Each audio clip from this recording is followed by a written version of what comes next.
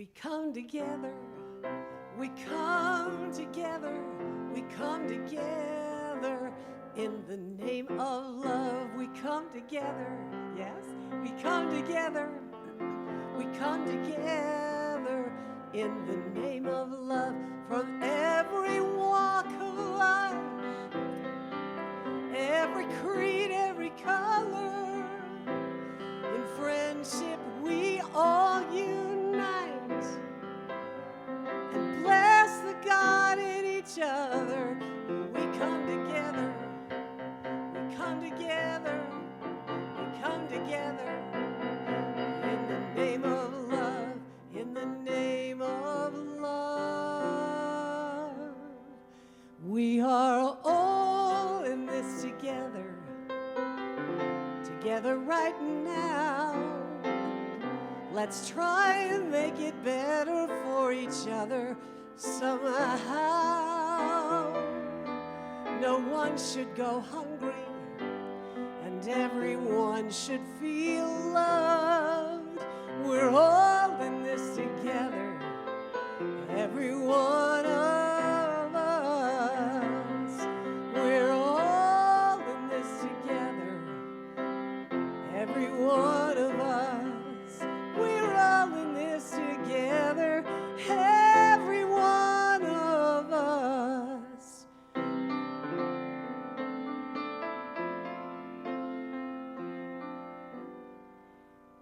Together we make a difference. Share a little every day. Together we face tomorrow. Together we're gonna find a way. Together I know we're gonna keep the promise that we've already made, to love and trust each other with all we do and say. When we're together, I know we can. Together, together, together. There's so much power in the word and power in the feeling. Together, together. Together I know we can.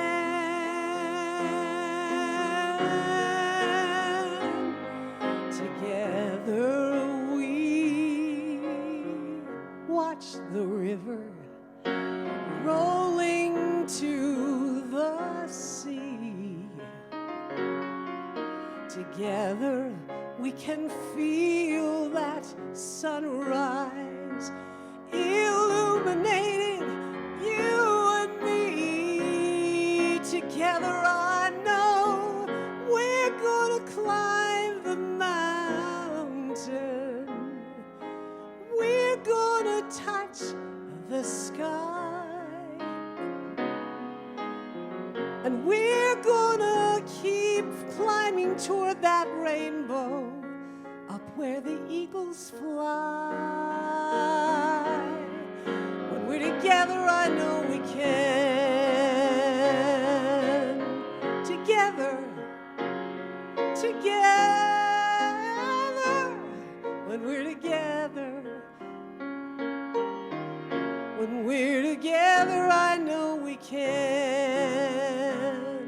We're all in this together. When we're together, I know we can. In the name of love.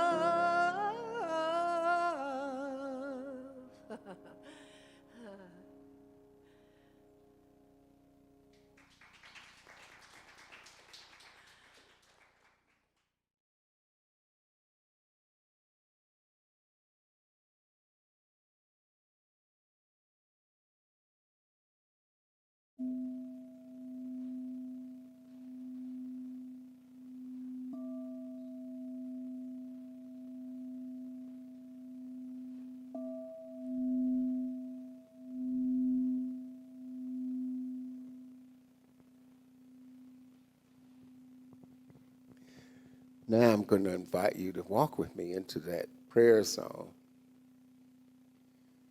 where we have this glorious Sunday, this glorious day, where we have that open desire to live long and prosper, where we know that each of us already prospers in every way imaginable. The one perfect life that is God expresses as each and every person within the sound of my voice. And then more.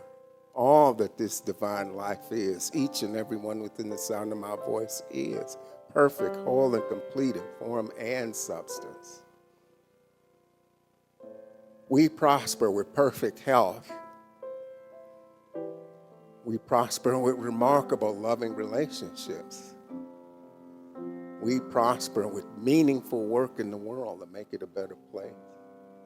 We prosper with unlimited creative expression, each with their own unique gifts as expressions of that divine life. And finally, we have material prosperity and abundance and blessings that allow us to move freely in the world. And I know that everything that takes place here today will be absolutely perfect. I give thanks for each and every soul that's come together to make this service possible. For our musician, Karen Karsh. For our technological wizard, Travis Tucker. I'm so blessed to have our practitioners here. Our hospitality team, Debbie and Lois. We're grateful for Marty who bought these flowers. We're very grateful for Reverend Steve who has come and through whom Spirit will speak to let us know how to continue to live long and prosper. We're so grateful for all of our visitors here. We're so grateful for our regular members who are here. We're so grateful for everybody that tunes in to listen week to week to week. And I give thanks for each and every one of you. And release these words in the divine law where they are already acted upon by the divine mind. All of our good is here right now. I let these things go. I let them be. Together we affirm. And so it is.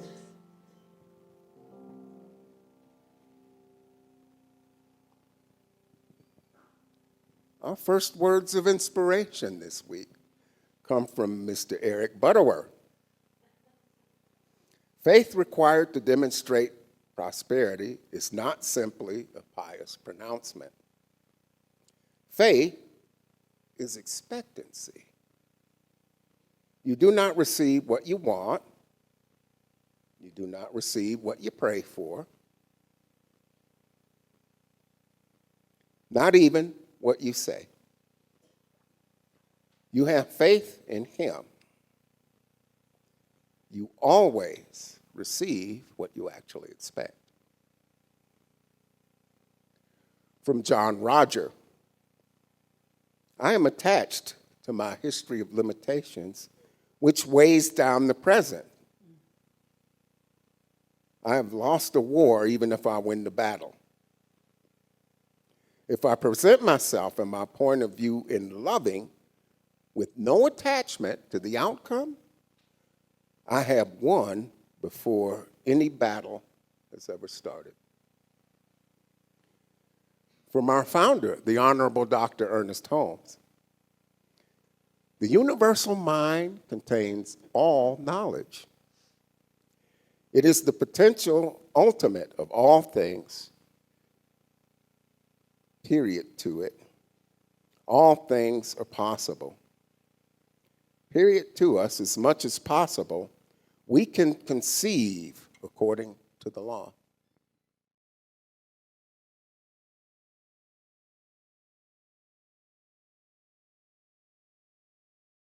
Wow, wonderful to be here. Thank you for those kind words. I think most all of it was true.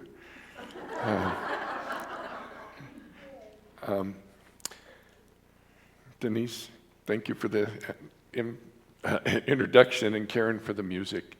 You always play from the heart, and it seems appropriate.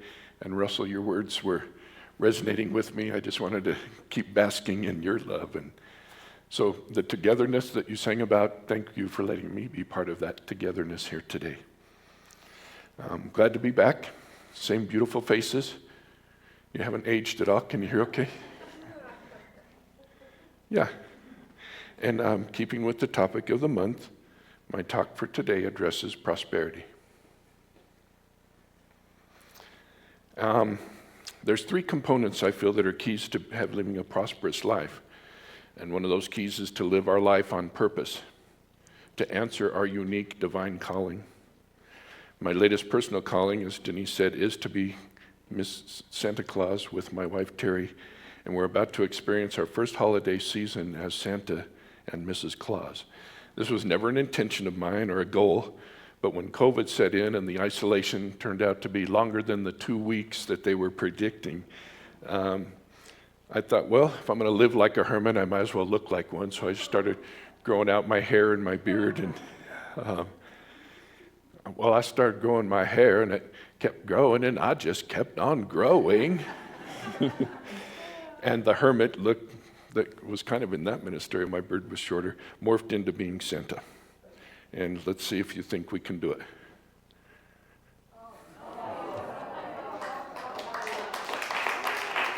Cool. We all have many callings in our lives. Answering them as a way of being who we were meant to be. That usually is connected to key number 2, which is giving our unique gifts. Mrs. Claus and I are about to find out what it's like to give our gifts as Santa and Mrs. Claus. We're also going to find out how prosperous it might be as we make various appearances as Santa and Mrs. Claus. And how I got trained to do this is a unique story in and of itself. And it's not training to be Santa, it is being Santa Claus. And how it evolved. Just know for now during this talk that it's a calling that was given to me under unique circumstances, and I answered that call. So as Terry and I fly our Santa sleigh for our first season, I found it appropriate to quote Oprah Winfrey. Forget the fast lane if you really want to fly. Harness your power to your passion. Honor your calling. Everyone has one. Trust your heart, and success will come to you. That just was perfect for what I'm saying today. I like to quote people when they say what I wanted to say in a more eloquent way or more perfectly.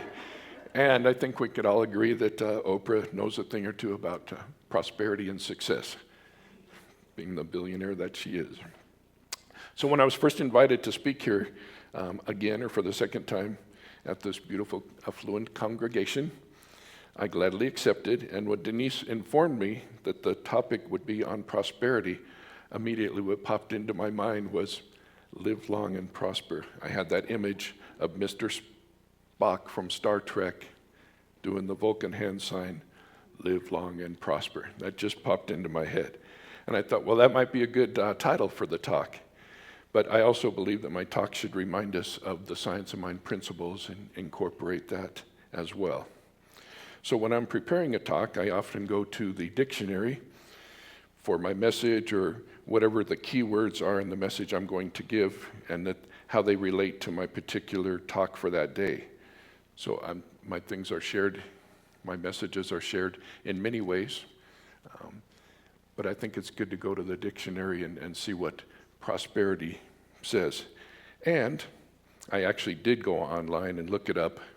But I'm not surprised that a lot of you, when I said dictionary, you know what that is.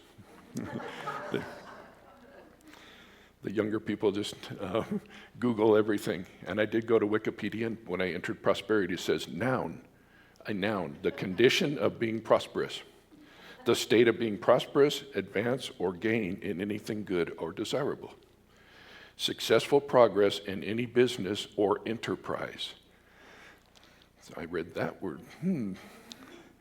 Attainment of the object desired, good fortune, success, commercial prosperity, or national prosperity. The condition of being prosperous or having good fortune. So after reading that Wikipedia definition in the part about successful progress in any business or enterprise, again, the Star Trek thing came up for me. I thought immediately of the U.S. Starship, United Starship Enterprise, USS Enterprise, and it convinced me to make my talk title be Live Long and Prosper.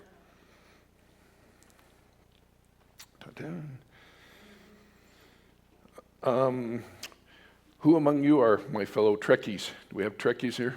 Oh, yay. This side's got a little. That's cool, though. So note those that had their hands up. Should I make a Star Trek reference throughout my talk and you don't recognize it or understand it, just ask for clarification from one of those that just had their hands up. And I want you to know, fellow Trekkies, that you just came out. You're no longer closet Trekkies. And by rights, I'm not using any copyrighted material on Star Trek. They guard that highly, but wonderful images, those of you that are familiar with it, some of those things I wanted to share, so just imagine them in your mind. I won't use copyrighted material or images, but I must give proper credit to Gene Roddenberry.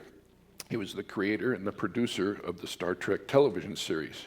And believe it or not, the TV series first ran for three seasons, but it began in 1966.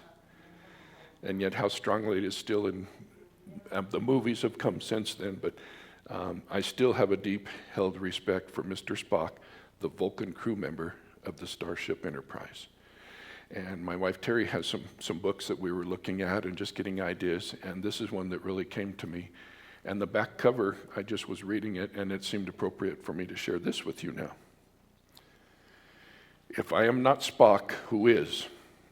For years now, Leonard Nimoy has lived as an extraterrestrial who occupied his body, wore his face, used his voice. Only he can know what it means and feels like to be Mr. Spock, the Vulcan officer of the Starship Enterprise. I am not Spock reveals what it was like to be so identified with your role that it becomes a part of you. Spock is the most intriguing character on Star Trek for many reasons. Leonard Nimoy tells of his reactions to the many aspects of Spock, the struggle within himself, and the final acceptance of the mixed blessings the alien brought to him. I Am Not Spock is a complete portrait of an actor and how he uses his own skill and experience to create a role. It is a book in which you can come to know the man, the actor, and the formidable alien, Spock. So he had quite a bit of dilemma with being that character and being himself and how the two merged and which was he actually being at any given time. And then he has a follow-up book called I Am Spock. So you Trekkies may want to look into that a little bit more. But what I love is the fact that each episode of Star Trek, whether it's the TV or the movie, it addresses human morals and ethics. The Star Trek family of characters have strong personalities, as some of you know. They demonstrate their own core beliefs that we all have. And Spock is not one that shows compassion or empathy, but he is always logical. I too feel that it is logical that prosperity finds us when we find our passion, our true calling. I think prosperity finds us when we find our true calling. And when we successfully live from that passion and calling. That's the second part of it. Let's see if I can go again here. Passion without purpose leads to frustration. Purpose without passion leads to procrastination. But passion with purpose leads to success. That's Valerie J. Lewis Coleman. So when we find our true calling as human beings having a spiritual experience, I think then we become spiritual beings having human experiences. And answering our true calling and individual callings allows us to be our best, to share our gifts that were implanted in us. And I believe that our individual gifts of who we are here to be were implanted in us before our human birth. Some of you have connected with that, know what you were in a previous life, or there's various phases of that, but our gifts are ours alone. And there's no doubt that you are on this planet right here, right now, for this reason. When you were born, it was with absolute purpose from the divine. And I think we should all bask in that and remember that each day, each step of our lives. And life is so much easier when we follow our purpose. Our purpose in life is ever changing. We need to remember that too. There are so many things I know that I have done. They were callings at one time, but they are no longer mine to do. Building those houses that I did, it was such a passion, and so many people I touched and gave them those skills and the pride. But that's no longer mine to do, build those houses. I watched those that were high school students or now have their own children and living and working in the trades, etc. But being Santa revealed itself to me as a calling just less than a year ago, and it was definitely a calling. And I chose to answer the call for now. We'll see how long I do Santa Claus. When we're not willing to change or evolve our callings, or I think we limit our gifts. When asked to do something outside of our comfort zone, I think some of us would respond by saying, "Damn it, Jim, I'm a doctor, not an engineer." And apparently from researching it, Dr. McCoy actually never did say "damn it." He just said that. But this an often repeated, the phrase originates from a Star Trek episode where James Tiberius Kirk, the captain of the Enterprise, asked Dr. Bones to figure out a mechanical problem. And as we all know as Trekkies, that command should have been, or request, I guess, in that series, should have been given to Scotty. He's the engineer of the Enterprise. But many of us have claimed, "Damn it, I'm a minister, not a referee." And the other callings that we have, and we refuse to budge into them or look at them, we're stuck in our one calling. So that's what that's about. So I'm a blank, not a blank. Maybe reconsider it. I never considered being a Santa, and it morphed, and like I said, I'm going to try it. We've been putting a lot of hours into it, and so we'll see how it goes. And it's amazing the different appearances that are available for Santas, from a Santagram to being in a parade to home parties and corporate parties and marriages. There's all kinds of things and I've really, for me, I've related the Santa Claus to the minister. How many parallels, and that people expect you to be there on time and show up with gifts and the kindness and things. So I'm working on being Santa the minister and allowing that to be my calling. And how do we do that? We do it the same way that every Star Trek episode begins. And Karen, if you have a little Star Trek jingle, or dun dun dun dun dun dun dun dun. All right, cool. All right, go on break. It's all good. You're just space, the final frontier. These are the voyages of the Starship Enterprise. Its 5-year mission to explore strange new worlds, to seek out new life and new civilizations, to boldly go where no man has gone before. So, if your success is not on your own terms, it looks good to the world, but does not feel good in your heart, it's not success at all, by Ann Quinlan. I think Russell spoke to some of that, and I see it demonstrated in Russell, being your authentic self. And so many of us have, maybe partially one of our callings is to please others or live the life that someone else had for us. It needs to be our own gift, our own calling, and you know that when you're in touch with the divine and open your heart. And again, those callings change, but being aware of that. So the first key to living in prosperity is to answer our calling, and again, our calling. And knowing our callings change as we advance in proficiency or as we turn the chapter in our book of life.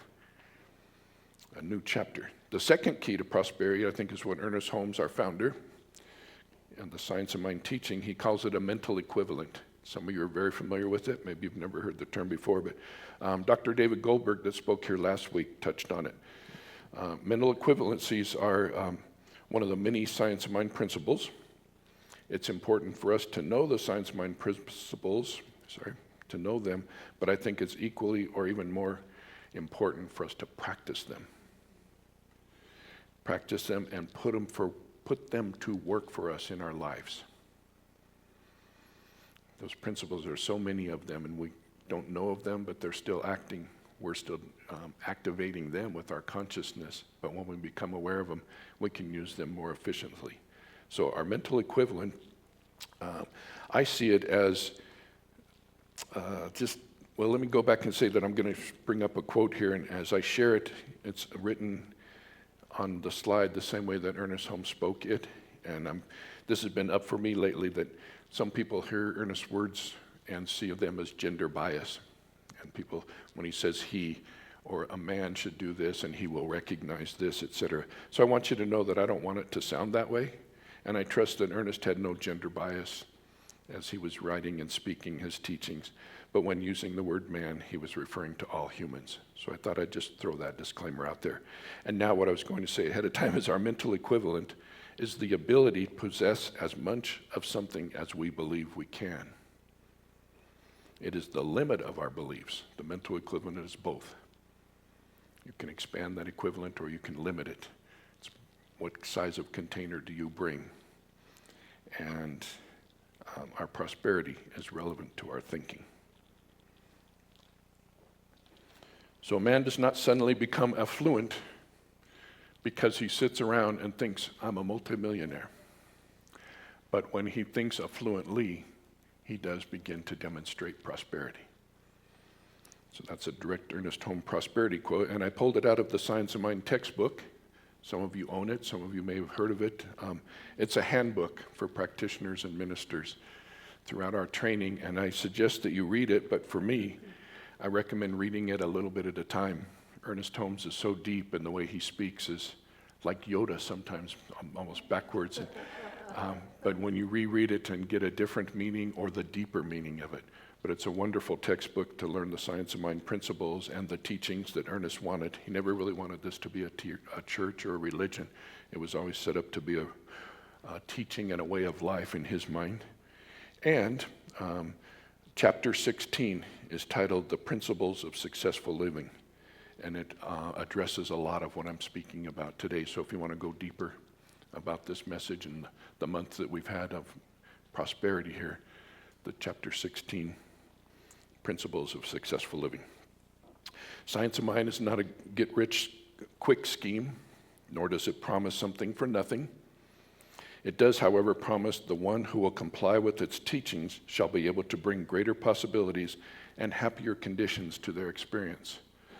We could all use that now, happier conditions to all of our experience, and it comes with practice, meditation, all the things that we do.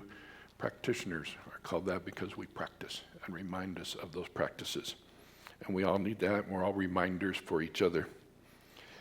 I think if we all got what we want, it would be rather disastrous, because in certain things, we would interfere with the well-being of someone else. So I've heard this phrase, and I think I actually heard it from Petra Wildis many, many years ago. She's a minister down at CSL Dallas. Some of you are familiar with her readings and teachings and that, but see if this statement holds true for you or if it's in your mental equivalent. And I didn't put this up on the slides, but I just want to say it. We can have anything we want, we just cannot have everything we want. So that's an opening to possibility. Anything you want, but not everything. And we all have wonderful blessings in our life. I think some of us recognize them more than others. Those that focus on the good we already have, what we appreciates kind of thing. Our current prosperity and blessings are a direct result of all of our thoughts, beliefs, and our mental equivalents. Those that we've embodied so far. So we can change any of those. And as we change these thoughts and beliefs, we also change our experiences of life. You've probably heard the saying over and over, change your thinking, change your life. But it's all of those things and changing those deep-rooted core beliefs. And they don't need to change completely, just keep exploring as they do on the Enterprise, and expand them. We do not expect to give a treatment today for prosperity and have $1 million tomorrow. And yet it probably would if we truly had the faith of Jesus, I believe. But little by little, we can unfold our consciousness through the acquisition of greater and still greater mental equivalence, until at last we shall be made free. And as I read that from Ernest Holmes, again, our founder, it has a touch of Martin Luther King, the being made free. And so as we think, and so treating for that $1 million, if that's truly a goal of yours, you can have it. And the higher your consciousness, the more expanded your mental equivalent, the easier those things obtain. And again, being grateful for what we do have. So I've presented 2 keys already, and I think the third key to prosperity is practicing the reciprocity. And I didn't put the dictionary definition in, but it's kind of interesting. It's kind of sounds like a barter system, if you will, when I read it. But it's we cannot receive without giving. It's kind of like only breathing in and never breathing out. You need to have both. It's giving, but not taking, or the other way, always taking and not giving. The reciprocity is that cycle. And we know that life is a cycle. The planets are always cycling, the seasons are cycling, and that's what reciprocity is. We must give our gifts without attachment, and Russell was mentioning that today. That's kind of a Buddhist, the lack of attachments. Learn to allow prosperity to show up in its own way and on its own time. Timing is essential. Timing is everything. We need to allow our good to manifest with divine right timing. Sometimes we've not made the space for our new good to show up. So when we give a gift, we create a space for the new good to reside. And David Goldberg last week also mentioned this concept when he was talking about finding a place to live. And he and Rick thought they were going to move to Colorado Springs, or had this and that and these different things going on. And when they just settled in and allowed, divine showed the way, the divine right timing. And I believe the divine intelligence already knows what is good for us. Some of you buy into that or subscribe to that. The divine intelligence already knows our good. And that good is far greater than we could ever imagine alone. So God is in us and as us, and when we cooperate with that, our good shows up. And when we recognize it and appreciate what we have, it expands our mental equivalent and our possessions. And it's not about possessions, it's about prosperity.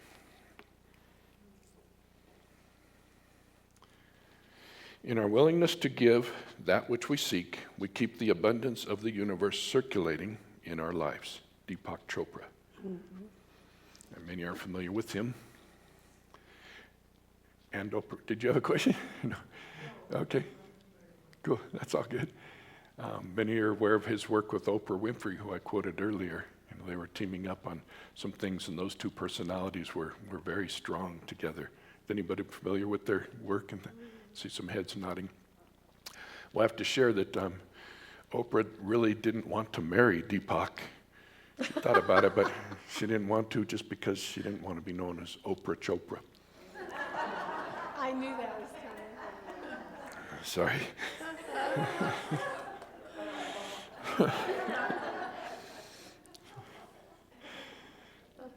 Well, that's what reciprocity is, though. The willingness to give of our individual gifts that are the gifts of life.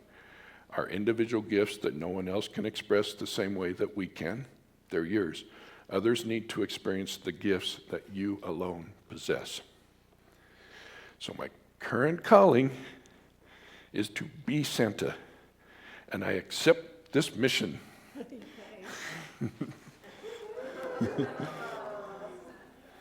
So, the assistance of Mrs. Claus.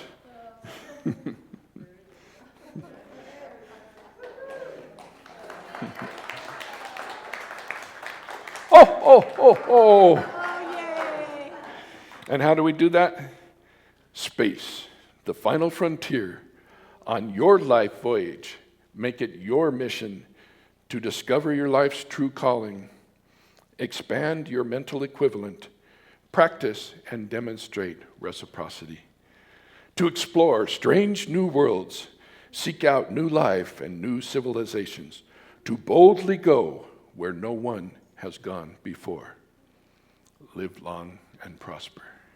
Wonderful. And that completes my talk. In this, the first time I read it, to boldly go where no man has gone before. And that's how it was in the original TV series, and then they did change it for that, again, the gender bias or inclusion. I am all about that, the diversity, equity, and inclusion. So now, where no one has gone before. So I ask you to live long and prosper. And join me in a closing prayer. Is that mine to do now? Yes. It's ours to do. Relaxing into that place where the core of who you are, whereas only God, by whatever name you choose to give, that infinite intelligence, spirit, the divine power, the universal gift. I like to call it Gus sometimes, G-U-S, the great universal spirit. And just allow that place to be where we show up. It allows us to show up as love, kindness to each other, civility, democracy, a joy of life, and of possibility. And as we enter this autumn season, the time of harvest, where all the gifts are already given.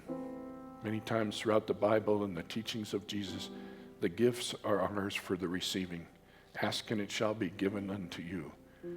Those are also laws of reciprocity and prosperity.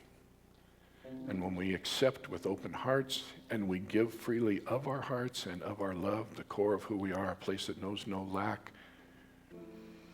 out of our humanness and into the divineness that each of you are, then we know our true gifts, and they're easy to give, for they replenish and they strengthen us as we receive and as we give.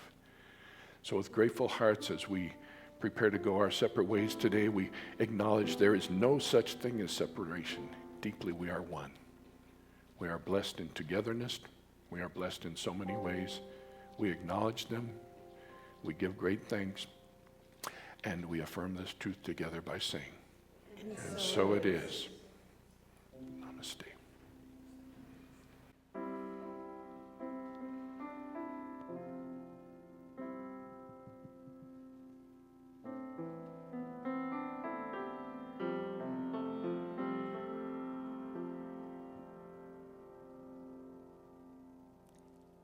I dreamed of rain, and the rains came, soft and easy, sweet and clear. I dreamed of rain, and the rains came, and peace spread over the land.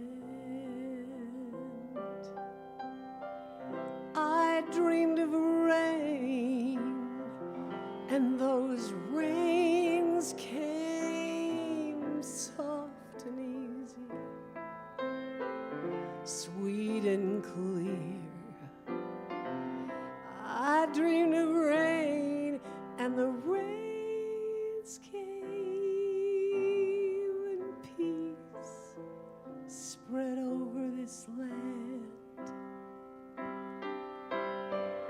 I dreamed of summer, and the winds changed, soft and easy, and the rivers ran clear. I dreamed of rain, and the winds changed, and peace spread over this land. And flowers bloomed in the desert,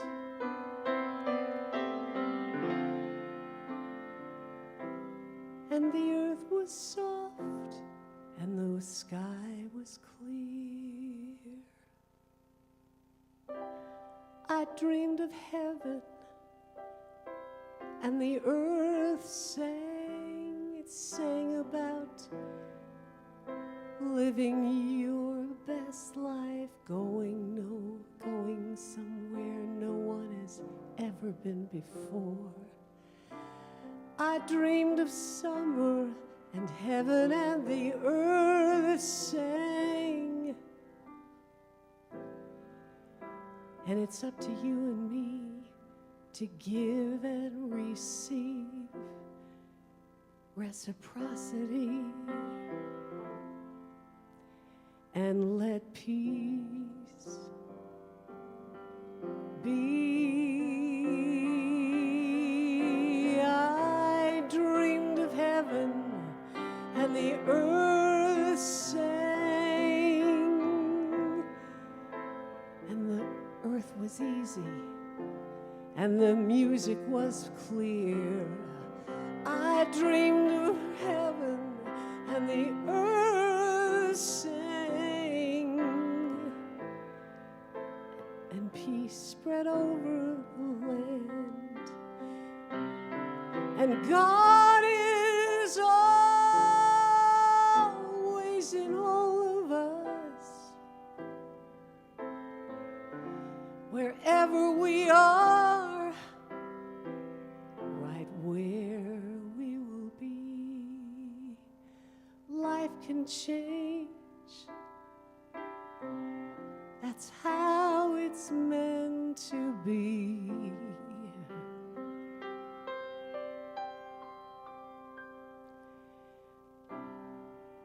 Dream your dreams and let the rains come and let peace